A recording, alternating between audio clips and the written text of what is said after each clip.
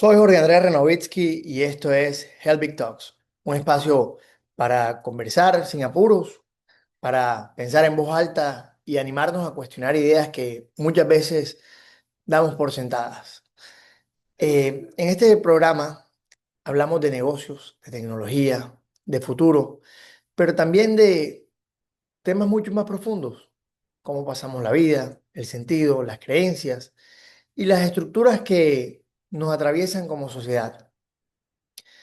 Hoy el episodio es especial, no solo porque vamos a hablar de temas como masonería, historia, mitos y espiritualidad, sino porque el invitado es alguien con quien comparto mucho más que una conversación. Mi papá, Raúl Renovitsky Comas. Raúl Renovitsky es el autor del libro El mito templario y los orígenes de la masonería, una obra que se propone desmontar fantasías, separar mito de historia y explicar cómo la masonería surge realmente de los gremios de constructores medievales. Pero más allá de los libros y de los títulos, es alguien que ha reflexionado durante décadas sobre el ser humano, la ética, la libertad y el rol de las instituciones en nuestra vida. Hoy vengo a entrevistarlo no desde un pedestal, sino a conversar, a hacer preguntas que muchos se hacen. Muchos suelen tocar estos temas de manera incómoda, pero hoy lo venimos a hacer de una forma familiar. Hablar cuando hace falta hablar, sin solemnidad, sobre la vida, sobre Dios, sobre el poder, de la fe y de la duda. Y de por qué seguimos necesitando sentido en un mundo que cambia todo el tiempo. Bueno, pa, bienvenido a este episodio de Helbig Talks el día de hoy. Gracias por esta oportunidad de presentar algunas ideas. Antes de hablar de temas que te voy a hacer unas consultas sobre masonería y historia y otras cosas, eh, cuéntame un poco qué te llevó a ti a ser masón, qué te llevó a la masonería. Realmente, hacia el año 2001, 2002, me invitaron a algunas reuniones en las que había masones presentes. Y luego de estar conversando por un buen rato, uno de ellos se me acercó y me invitó, me dijo que si no me interesaría ser masón. La verdad que yo había tenido algunas inquietudes desde antes. Yo había pertenecido a otras organizaciones como la organización Rosa Cruz, em, porque son caminos de búsqueda. Y entonces siempre andaba en una búsqueda. Y en ese momento, en el 2002, acepté la invitación, me presenté, luego de surtir un proceso, porque es un proceso dispendioso. Ingresé en el año 2003 a la masonería, en mayo del 2003. Fue un proceso de búsqueda realmente, inquietudes que tiene el ser humano. ¿Crees que el ser humano nace buscando su sentido, digamos, o eso empieza a buscarlo cuando siente que hay algo que se rompe o que hace falta? Yo creo que el ser humano, por naturaleza, quiere tener siempre un mayor conocimiento, quiere entender las cosas, y eso lo vemos desde los seres primitivos, con la salida y el ocultamiento del sol. eh, Se idearon algunos mitos porque querían darle una explicación a ese simple fenómeno que era el de la aparición y desaparición del sol al final del día. Y así ha sido siempre. Sin embargo, estos procesos de búsqueda del conocimiento sí creo que se acentúan en algunas etapas específicas del ser humano, como pueden ser etapas de mucha reflexión o incluso etapas de crisis, Ok. eh, o etapas de decisión donde la persona decide iniciar un camino de búsqueda de manera formal. Cuando el ser humano se enfrenta a la finitud, digamos, aparecen preguntas más profundas. La muerte, la continuidad, el sentido de lo que hacemos mientras estamos acá. Y entonces me puse a pensar y digo, en el mundo se habla mucho de la reencarnación en ámbitos filosóficos y también se la asocia constantemente con la masonería. Desde tu mirada histórica y simbólica, ¿eso es una creencia popular? ¿Existen razones para creer que si hay una reencarnación? ¿O simplemente es una pregunta abierta que se ha planteado la humanidad sobre la existencia como para tener algo en qué pensar? Bueno, ahí tendríamos que partir del concepto de que la masonería se ocupa netamente del ser humano en esta vida. La masonería trabaja a nivel de la psique del hombre. Cuando digo hombre, me refiero a hombre y mujer como género. eh, y no se ocupa para nada del más allá, de una vida futura. Realmente la masonería trabaja en el ser humano, en este nivel terrenal en que nos encontramos, y es absolutamente respetuosa de todo tipo de creencias. O sea, eh, no discrimina a nadie por las creencias que tengan. Hay quienes de una manera eh, fervorosa creen en la reencarnación, eh, hay quienes creen en otra vida, a la que llaman cielo o Valhalla, o en fin. La masonería no se ocupa de eso. De manera que en el tema de la reencarnación, nosotros los masones respetamos a quien crea en ello. Nosotros lo que sí trabajamos es la ley de la palingenesia, que dice que después de todo fin hay un nuevo comienzo. Ok, Y en ese sentido, por ejemplo, nosotros pensamos que el masón o el ser humano que fallece en esta vida mortal, posiblemente, muy posiblemente, y en eso tenemos una creencia, va a estar en otro plano, en otra existencia, pero no como una reencarnación material aquí en este mundo, sino en otro nivel, ok. en otro mundo diferente, eh, que puede llamarlo cada uno de acuerdo a su creencia. ¿Crees que la idea de una sola vida vuelve al ser humano más responsable o la idea de volver a intentarlo quizás lo tranquilice más? Por eso se crearon, digamos, este tipo de creencias. A ver, sí, a ver, desde el punto de vista religioso es muy probable. Nosotros lo que creemos es que una conducta verdaderamente ética del ser humano no debe estar condicionada a un premio o un castigo cualquiera que sea, a un cielo, a una reencarnación, a un continuo ciclo eh, de volver a este mundo o de un infierno. Esos premios y castigos no consideramos que deban incidir en el comportamiento ético del ser humano durante su vida. Ok, Eh, de hecho, los masones decimos que la única recompensa que el ser humano debe esperar es la satisfacción del deber cumplido. Es lo único. No debe esperar recompensas de títulos, de homenajes, de reconocimientos. Sencillamente es la propia conciencia que diga, has cumplido con tu deber, luego está bien lo que hiciste. Eh, entonces, contestando concretamente a tu pregunta, nosotros no consideramos que los premios o los castigos deban incidir en el tipo de conducta del ser humano. Toda sociedad necesita reglas, pero también necesita valores. Y muchas veces esas dos cosas, la ley y la fe, no siempre caminan en el mismo sentido.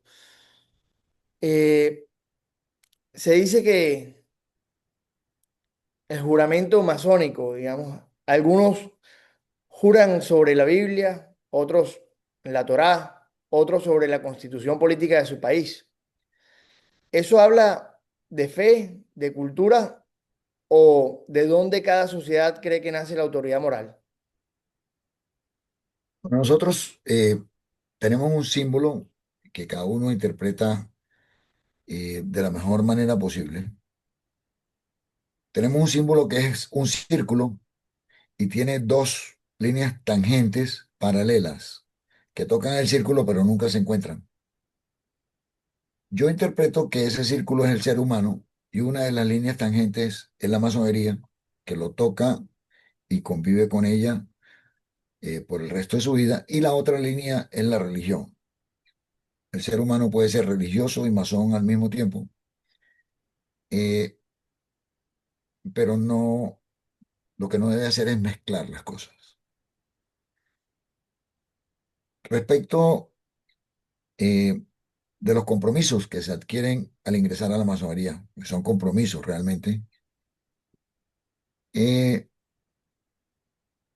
la masonería acepta sin discriminación de ningún tipo personas de diferentes creencias o personas incluso que no tienen creencias religiosas de ningún tipo, a- agnósticos o ateos, cristianos, judíos, musulmanes, hindúes. Realmente la masonería no discrimina ni por eso ni por ningún tipo de otras características del hombre, como la raza, la nacionalidad, eh, el idioma.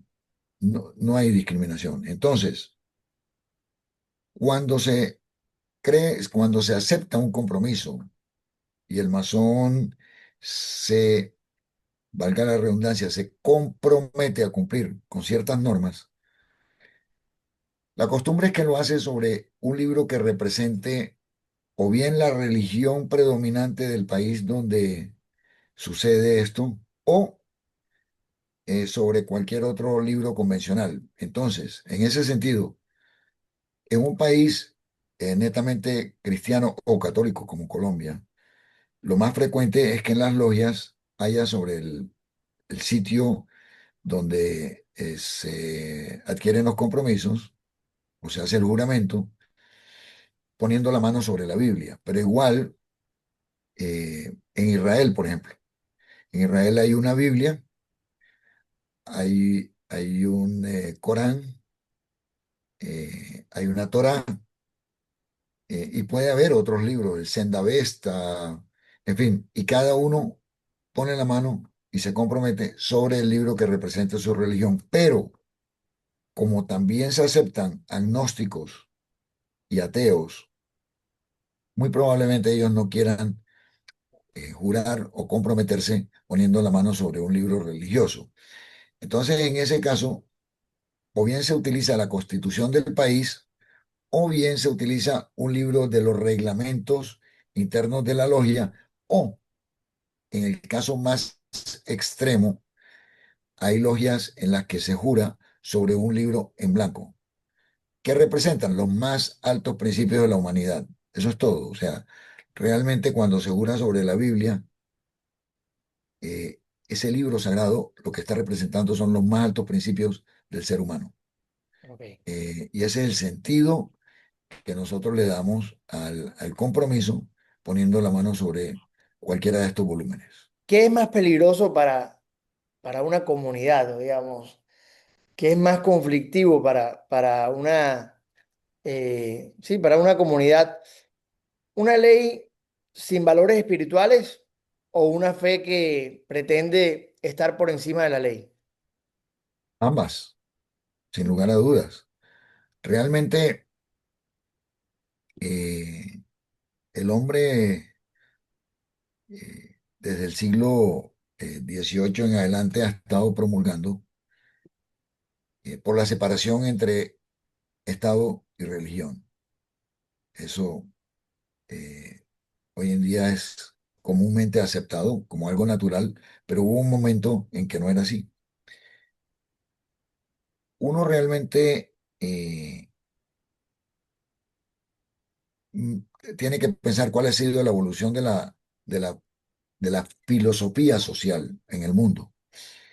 Eh, hay un, eh, hay un filósofo inglés, eh, Thomas Hobbes, de mediados del siglo XVII, que escribió una obra que se llama, acortando el nombre, El Leviatán.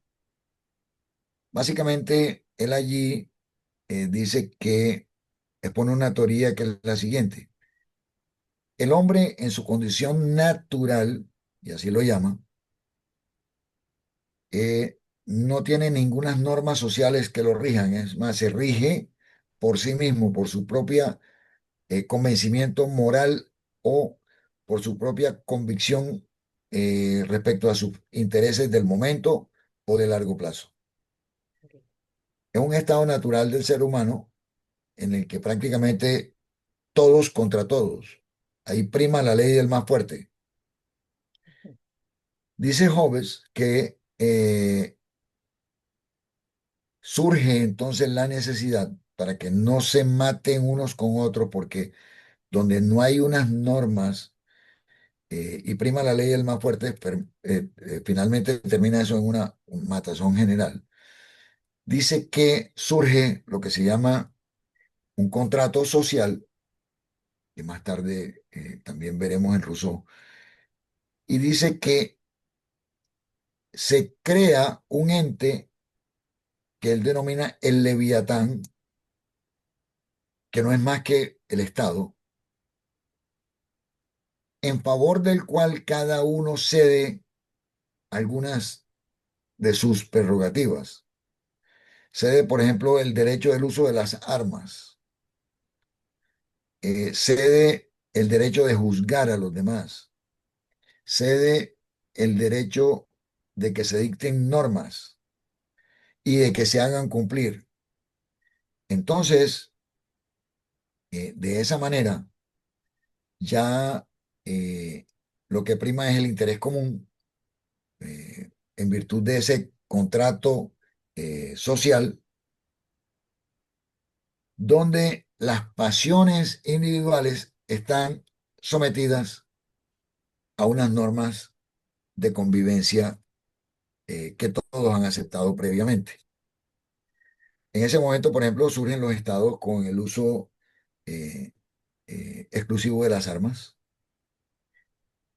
con la impartiendo justicia a través de los diferentes organismos del Poder Judicial, donde se ejerce un mandato por un monarca o por un presidente, por lo que fuere, y las pasiones individuales se someten a esa conveniencia colectiva. Eh, si la sociedad moderna no tuviera ese tipo de controles realmente, el caos sería mayor. Viviríamos un caos permanente. Em, Siempre he pensado, y en la masonería pensamos de esa manera un buen número de masones, porque no todos pensamos igual, que es mejor tener una sociedad con un ordenamiento jurídico que en algunos casos pueda eh, tomar decisiones impopulares o que se consideren injustas por una parte de sus miembros. Siempre creemos que eso es mejor a permitir que cada persona actúe por su propia cuenta aplicando una moral individual, que eso es lo que se llama tomar la justicia por sus propias manos. Eh, Claro. de manera que cuando Hobbes en el siglo XVII planteó esta teoría del Leviatán, realmente la sociedad dio un paso muy importante en lo referente a un contrato social que nos rija eh, la convivencia. Eso es, básicamente. Nadie se construye completamente solo. Digamos, tampoco toda comunidad potencia a un individuo. Y hay una tensión interesante para explorar en ese rubro. Es decir, existe la idea de que individualmente podemos poco, pero que juntos lo podemos todo. ¿A qué hace referencia esa noción? ¿Al poder de la institución o al trabajo interior del individuo dentro de la comunidad? Ambas cosas. Eh, es un hecho que la unión hace la fuerza. Nadie por sí solo logra cosas tan difíciles que solamente la comunidad actuando al unísono puede lograr. Eh, pero nosotros los masones lo vemos de una forma simbólica muy interesante. Y es que también para el camino hacia la excelencia del ser humano se necesita a los demás. Nosotros decimos que cuando una piedra, y nosotros identificamos al ser humano como una piedra que debe ser pulida, eh, cuando una piedra tiene aristas, esas aristas solamente se liman en la medida en que interactúe o tenga roce con otras piedras. Eh, de manera que eso, por eso te digo, ambas, la comunidad, sin lugar a dudas, logra lo que de manera individual es imposible. Ya te hablaba en el caso de Hobbes, del Leviatán.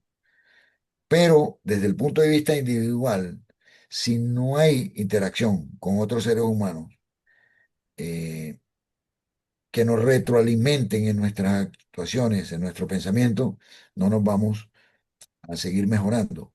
Entonces, a eso se refiere la masonería cuando dice que las aristas de una piedra solo se liman mediante el contacto con las otras piedras. ¿En qué momento una comunidad potencia al ser humano? ¿En qué momento se corre el riesgo de que la comunidad lo anule?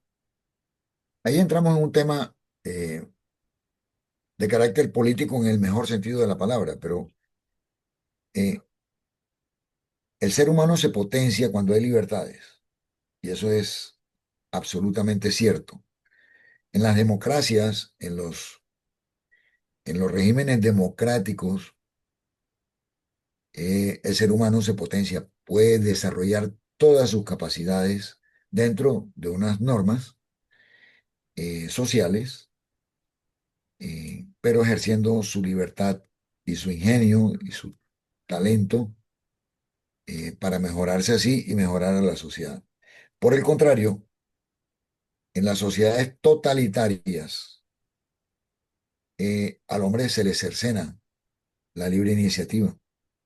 Hay hoy en día estados que no permiten la empresa privada, por ejemplo, que no permiten que la persona sea parte de un pensamiento único, nacional. En ese momento se anula al ser humano y lo que se crean son unos robots, unos muñecos, un remedo de personas eh, que realmente desde nuestro punto de vista es absolutamente aberrante. De manera que yo lo pondría en términos de el tipo de sociedad en la que vivimos. En una sociedad democrática con libertades, el ser humano se potencia. En una sociedad totalitaria, el ser humano se anula. Más allá de los nombres, dogmas o símbolos, casi todas las tradiciones se preguntan por lo mismo. Si existe algo superior, qué se espera de nosotros. Y los masones hablan del gran arquitecto del universo.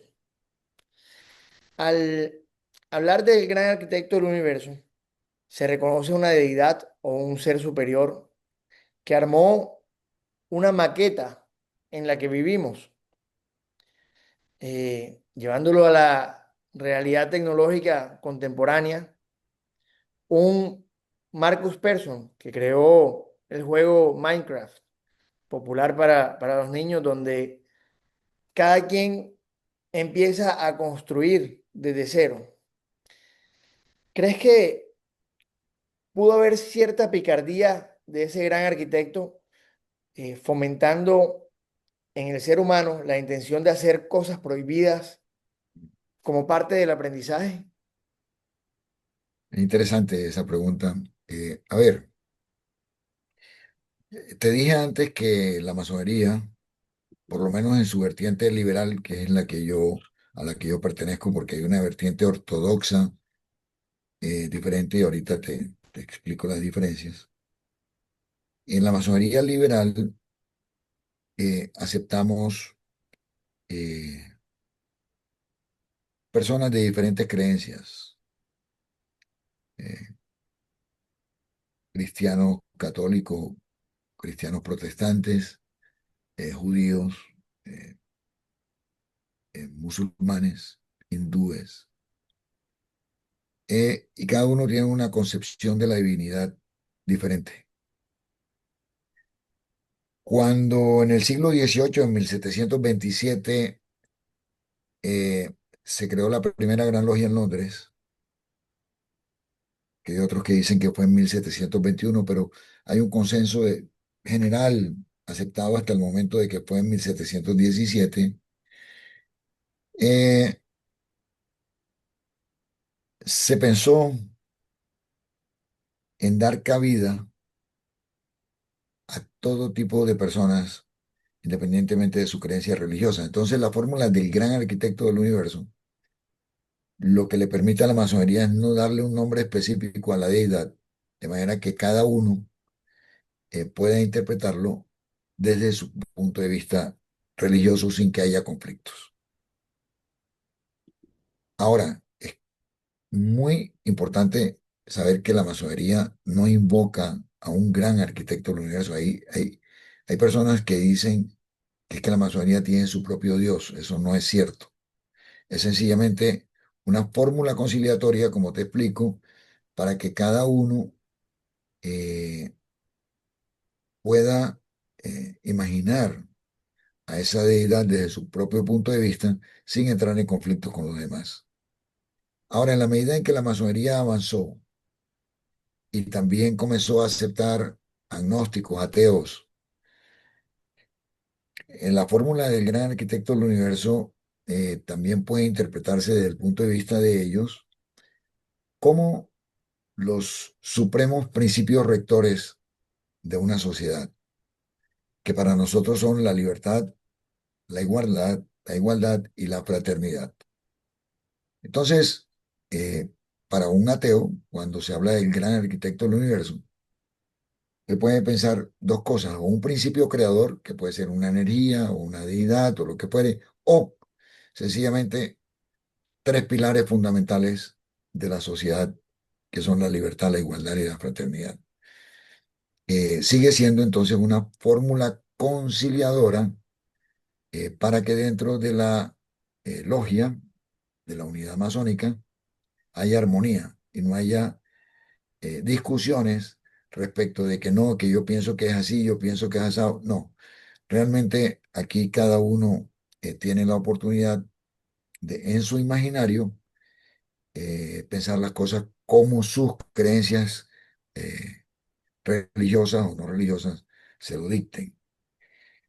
Ahora, respecto de si hubo una picardía o no en ese gran arquitecto al crear al hombre, bueno, eh, Carl Jung decía que Adán y Eva, que fueron las primeras personas, no tuvieron padres, de manera que fueron creados directamente por Dios y fueron creados sin tener la oportunidad eh, de querer ser otra cosa o de querer ser diferentes, sencillamente fueron creados de una manera en que se les asignó una forma de vida, pero, dice Jung,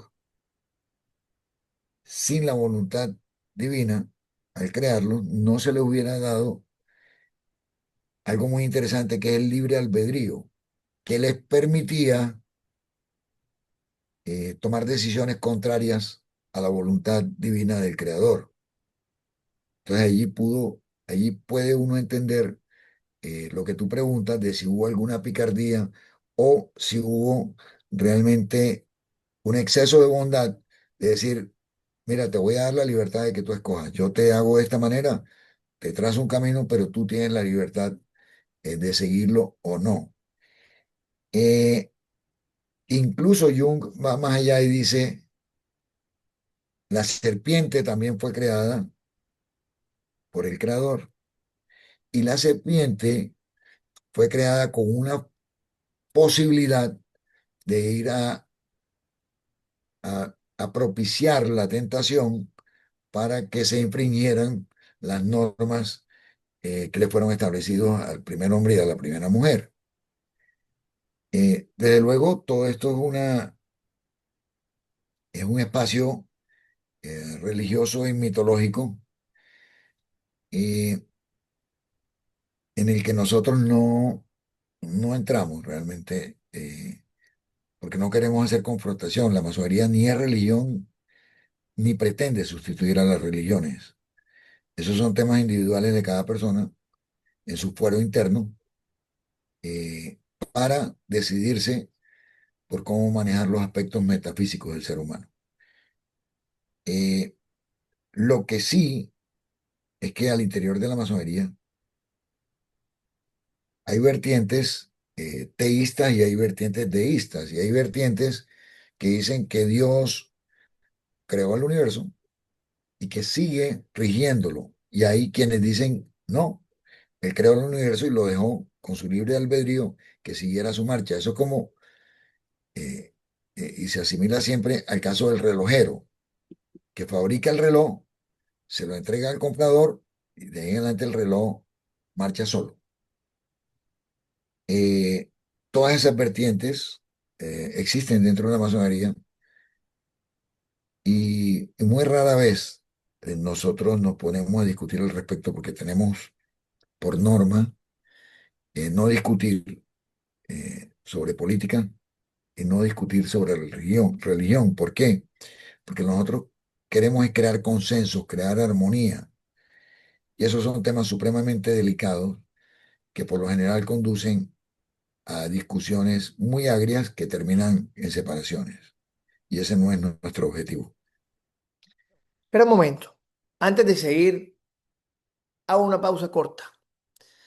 Si esta conversación te está resultando interesante y te hace pensar, si te incomoda un poco o te abre nuevas preguntas, te invito a que te sumes a esta comunidad, que te suscribas aquí abajo y que compartas este episodio.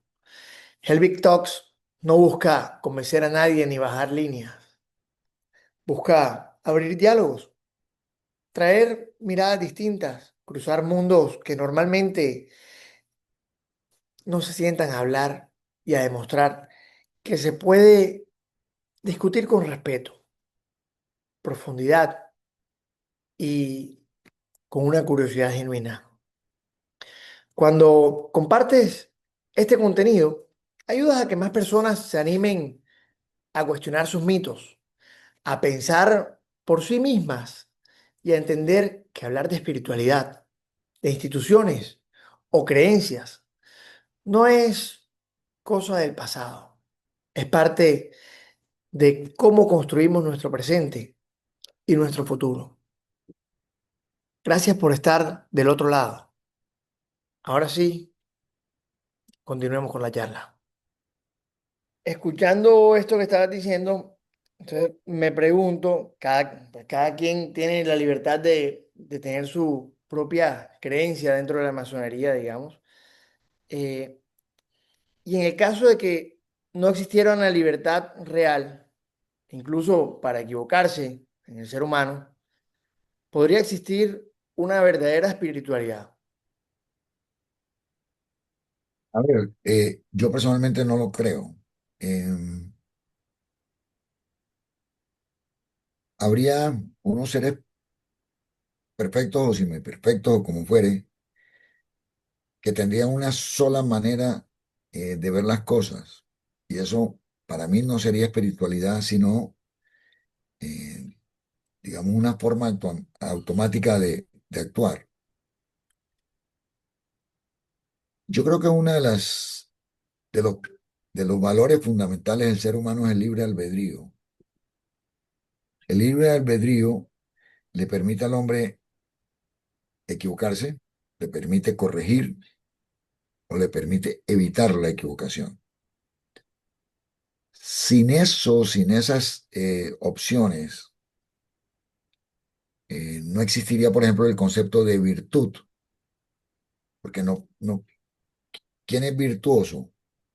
Virtuoso es aquel que es sometido a pruebas y las supera evitando caer.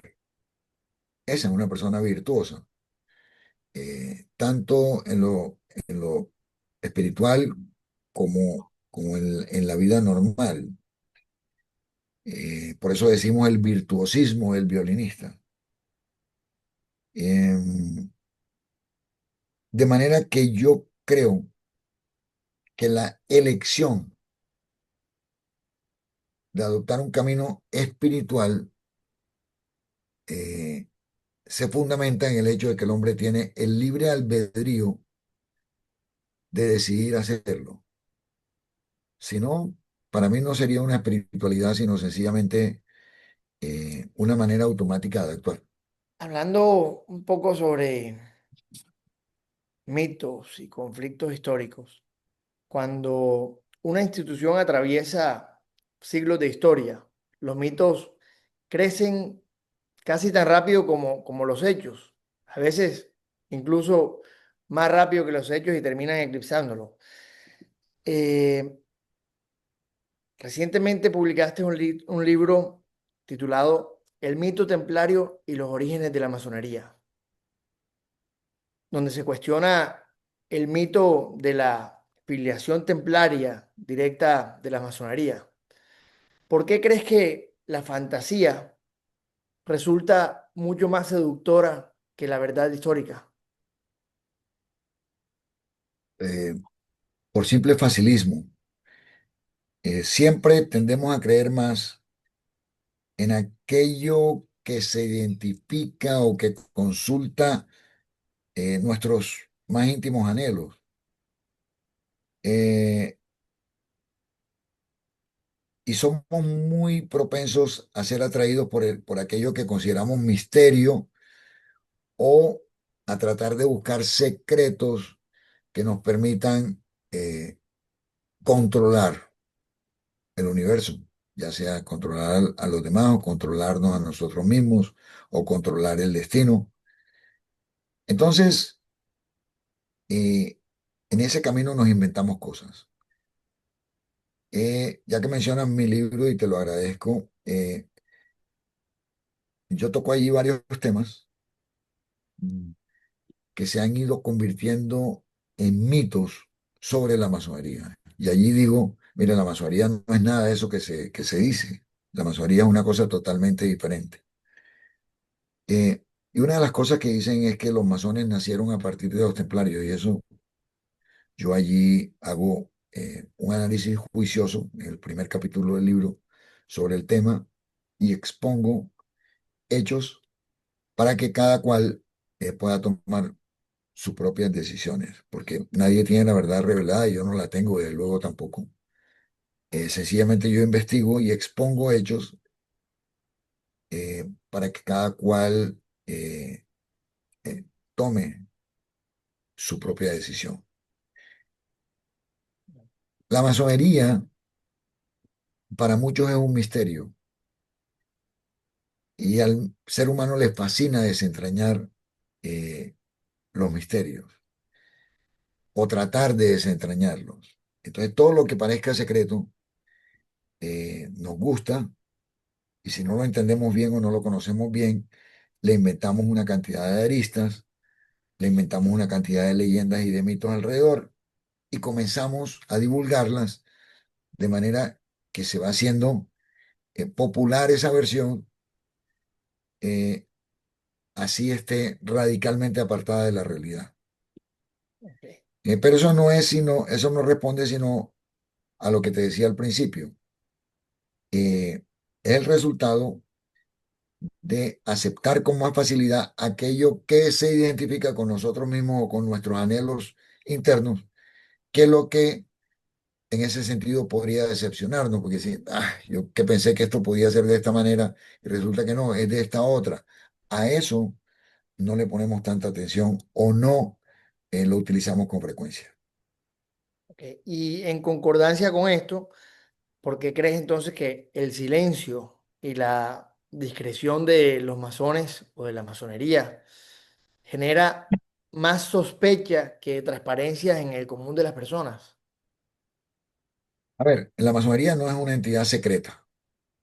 Partamos de eso porque todo el mundo sabe dónde se reúnen los masones, todo el mundo sabe cuál es la dirección de las logias masónicas, están incluso en los directorios. Eh, es una entidad discreta. Eh, ¿Qué hacemos en la masonería? En la masonería tratamos de que el hombre sea cada vez mejor con respecto a sí mismo, eh, comparándolo con el día anterior, por ejemplo, con el año anterior o con el mes anterior. Aquí no hay una competencia de que el uno va a ser mejor que el otro, no. Aquí cada uno la competencia es consigo mismo. ¿Cómo soy yo mejor que lo que yo era ayer? Eh, y en ese sentido la masonería es una escuela de vida, no más, una escuela de formación. Pero esa escuela de formación solo se atiende y se asimila a través de la vivencia personal y presencial. No se asimila por videos en YouTube, ni se asimila leyendo libros, ni se asimila en reuniones virtuales, porque es que si no todo el mundo sería masón. La masonería se aprende presencialmente y de manera personal. Entonces, ¿qué pasa? Que cuando las personas que no son masones tratan de explicar la masonería sin un conocimiento previo, sin una vivencia directa, comienzan a inventar que allí se sacrifican gatos, que allí, bueno, una cantidad de tonterías, que allí se invocan fuerzas, que nada de eso sucede. Y entonces se le da ese, ese halo de sospecha que es generalizado entre la sociedad. Pero los masones no hacemos nada de eso, ¿no? Los masones lo que hacemos es un trabajo personal que lo hacemos en grupo eh, para mejorarnos continuamente. Y entonces algunos dicen, bueno, pero ¿por qué no me transmites eso? Si es tan bueno, ¿por qué no me lo transmites? Eh, hay un personaje griego que vivió en Egipto, que es Euclides. Y Euclides, un geómetra, un matemático extraordinario, eh, estando bajo el gobierno de Ptolomeo I, primero le preguntó, todos esos conocimientos que tú tienes de la geometría, ¿cómo hago yo para que me los transmitas rápidamente y poder yo utilizarlos en el gobierno de mi pueblo? Y dice Proclo, que es quien escribió sobre Euclides, que Euclides le contestó, no hay un camino real, o sea, no hay un camino expedito hacia la geometría. Nosotros, ¿cómo lo interpretamos? Que no hay un camino expedito hacia el conocimiento, no hay un camino expedito hacia el dominio de la masonería. Tú tienes que vivirlo, tienes que recorrerlo, tienes que asimilarlo, tienes que cuestionarte, cuestionarse mutuamente, y entonces te vas perfeccionando. Esa anécdota de Euclides y Ptolomeo, que posteriormente también se le asignó a Alejandro Magno con respecto a su profesor, que Alejandro Magno quería que le transmitieran todo inmediatamente, y su mentor le dijo, no, es que no hay un camino real para el conocimiento, tú tienes que estudiar, tienes que esforzarte, es una lección de vida.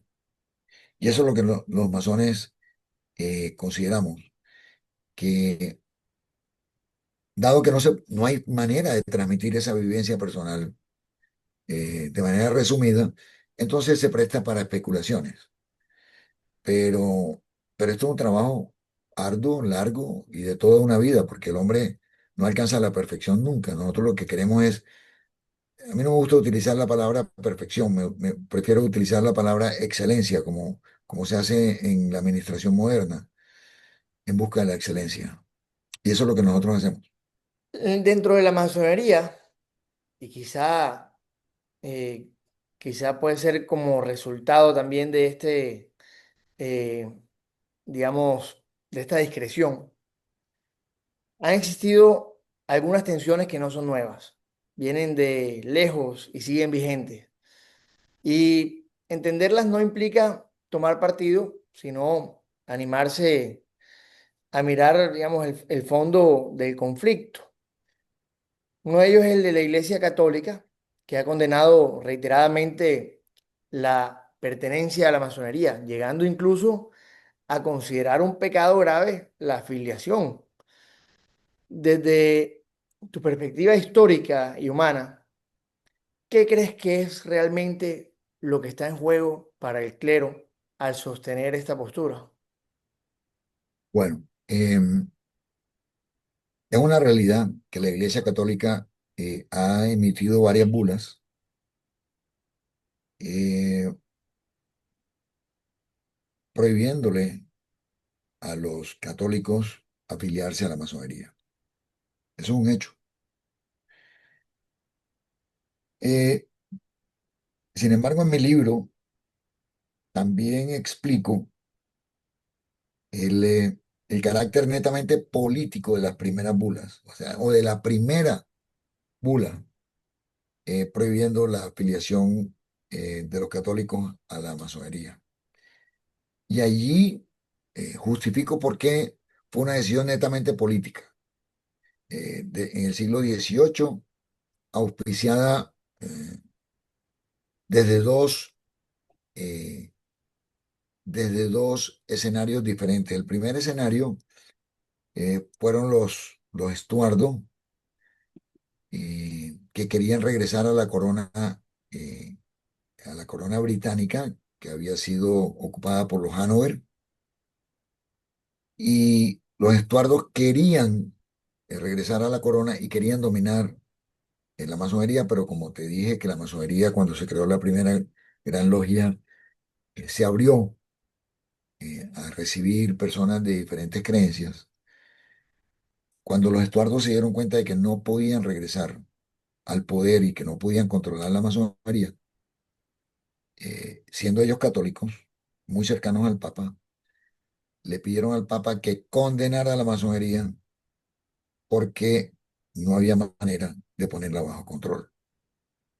Por otro lado, en Francia, el cardenal de Fleury también, viendo, digamos, el auge de la masonería y siendo el consejero de los reyes franceses, sabiendo que no podía controlar a los masones, y él mismo no era masón tampoco, también hizo una petición similar al Papa. Entonces, desde dos puntos de vista le llegaron al Papa en ese momento peticiones para que proscribiera la masonería y el Papa sencillamente tomó una decisión política. De ahí en adelante ha habido otras manifestaciones y, y es un hecho y sencillamente nosotros tenemos que convivir con eso. Ahora, ¿hay masones católicos? Sí, muchos. Es más, hay sacerdotes, ha habido sacerdotes masones. No todas las iglesias condenan a la masonería. No todas las creencias religiosas condenan a la masonería. Sin embargo, hay que convivir con eso y uno Yo creo que no hay ningún conflicto realmente, pero es mi punto de vista personal, entre profesar una religión y transitar los caminos humanistas de la masonería. Nosotros no atacamos ninguna religión, ni queremos sustituirla, ni queremos cambiarla, ni queremos interpretarla. Ese no es nuestro objetivo. Pero no podemos hacer nada. Mi punto de vista es que eso es un tema netamente político, que algún día se corregirá, algún día se aclararán las cosas y esos vetos serán levantados. Estoy absolutamente seguro de eso. Estaba recordando ahora que hablabas, en Barranquilla hubo una época en donde en los cementerios o en los jardines de paz no se podían enterrar personas que no fueran católicas. Hasta que los masones crearon el cementerio universal, si no estoy mal. Em, Eso me hace preguntarme, ¿el conflicto será doctrinal o es una disputa más profunda por la formación de la conciencia del individuo? Yo, yo me atrevería a decir, eh, que desde luego la iglesia le ha buscado justificaciones doctrinales, pero yo me atrevería a decir que ese no es el meollo. Y yo lo que creo es que el masón es por esencia un libre pensador, y un libre pensador que debe ubicarse en el futuro, más allá de los convencionalismos del momento. Eh, es una persona que tiene la mente abierta eh, para asimilar, analizar y tomar o dejar eh, cualquier teoría sobre el conocimiento eh, que propenda por el mejoramiento de la condición de vida del ser humano. Ese mismo libre pensamiento incomoda a a ciertas estructuras, tanto políticas como religiosas. La masonería, por ejemplo, es perseguida en los regímenes totalitarios que no permiten que nadie piense de manera libre. La masonería no se puede desarrollar sino en medio de la democracia. Allí donde haya ayatolas o donde haya dictadores, usualmente la masonería no florece y es perseguida.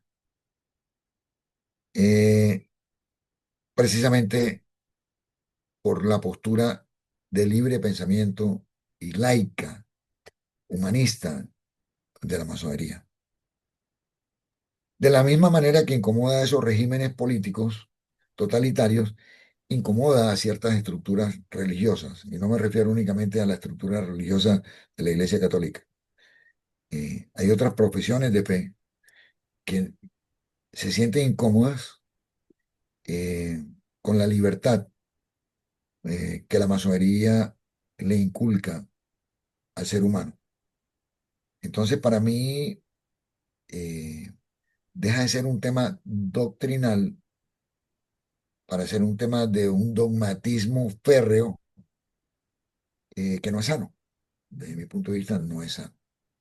Ok. Sin estar yo diciendo eh, que debamos colisionar con los principios de fe. No me meto en eso. Los principios de fe son una cosa. Pero hay dogmas férreos que no son principios de fe, em, con los que uno puede o no estar de acuerdo. Entonces, para mí, más que una base doctrinal, es un tema de incomodidad de ciertas estructuras ante la formación de libre pensamiento de la masonería. Con el pasar de los años, digamos, el mundo ha cambiado, la dinámica en la que se viven las cosas ha cambiado, la forma en la que nos informamos y nos educamos, el ser humano hoy en día ha cambiado y las personas cambiaron. Las instituciones también están de cierto modo obligadas a repensarse si quieren seguir siendo relevantes. ¿Qué aspectos de de la masonería deberían reinventarse o repensarse en el mundo actual? A ver, la masonería, eh, primero, sigue teniendo vigencia en cualquier momento de la historia. La masonería fue creada por humanos y concebida para seres humanos, no para seres especiales. Eh, Hay un dicho que dice que lo perfecto es enemigo de lo bueno, y yo creo fervientemente en eso. La masonería está formada o conformada por hombres comunes y mujeres comunes, y que son perfectibles, no son perfectos, son perfectibles, quiere decir, tienen la posibilidad de mejorar permanentemente, pero debe renovarse continuamente porque si no desaparecería. Entonces, lo que yo sí creo y siempre lo digo en diferentes escenarios es que la masonería tiene que encontrar la fórmula, yo no la tengo, eh, para transmitirle a los jóvenes eh, el convencimiento de que muchos jóvenes en el pasado, a lo largo de muchos siglos, han llegado a la masonería desprevenidos, con la mente abierta, y han podido nutrirse de las enseñanzas de la masonería y han vivido una vida masónica de excelencia. Yo creo que lo que en la masonería debe enfocarse es en cómo transmitir de la mejor manera, de la manera más eficiente y eficaz a las juventudes en cada momento eh, el concepto de que no le tengan temor ni prevención a la masonería, que se acerquen tranquilamente, con disposición de aprender y hacer el camino masónico. Si la masonería logra eso, bueno, y lo ha logrado porque ha sobrevivido más de 6 siglos, pero si la masonería logra eso, eh, creo que yo me sentiría totalmente satisfecho.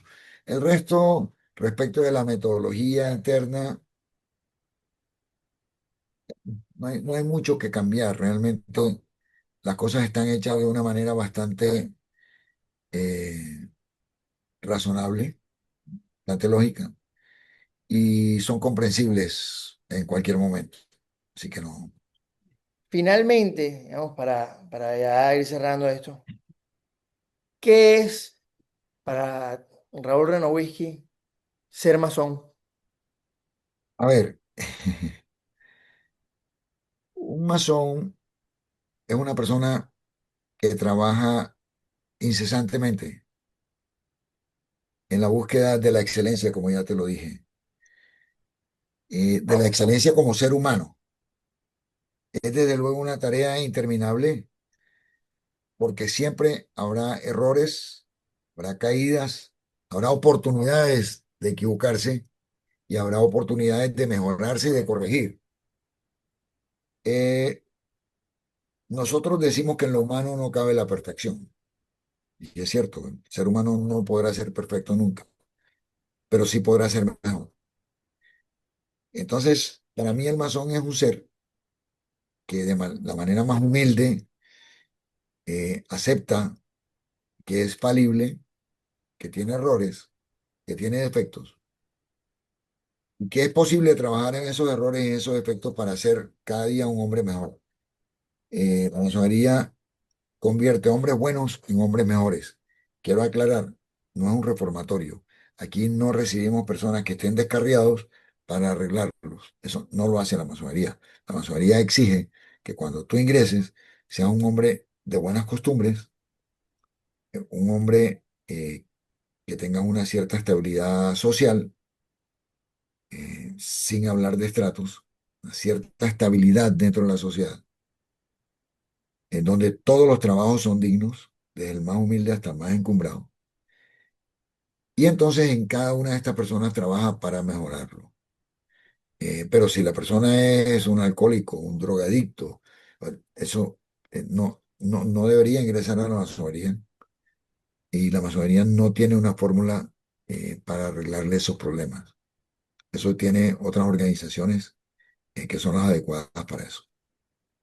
Entonces el masón que es un hombre que trabaja en la excelencia de sí mismo. Eso es todo. Bueno, pa, muchas gracias por acompañarnos este día de hoy en Helbig Talks y compartir un poco de tus conocimientos y tu sabiduría.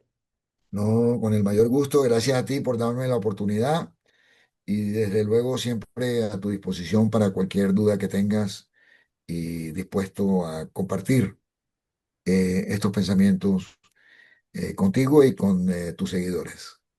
Un saludo para todos.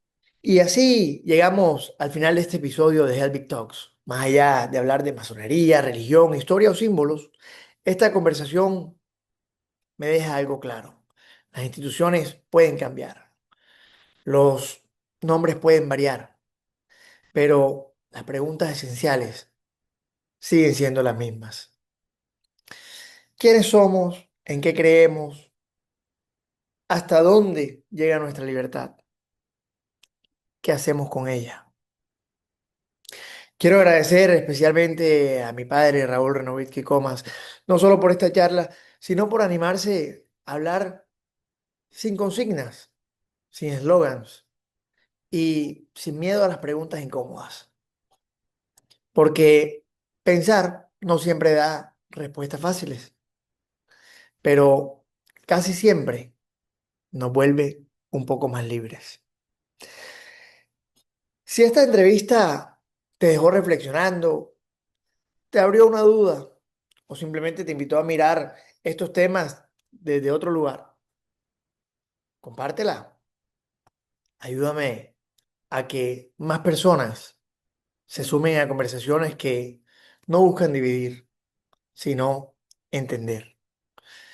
Yo soy Jorge Andrés Renovitsky y esto fue Helbig Talks. Nos encontramos en un próximo episodio con nuevas voces, nuevas miradas y la misma intención de siempre, usar nuestra voz y la conversación como una herramienta para crecer, cuestionar, construir sentido y honrar el futuro que viene.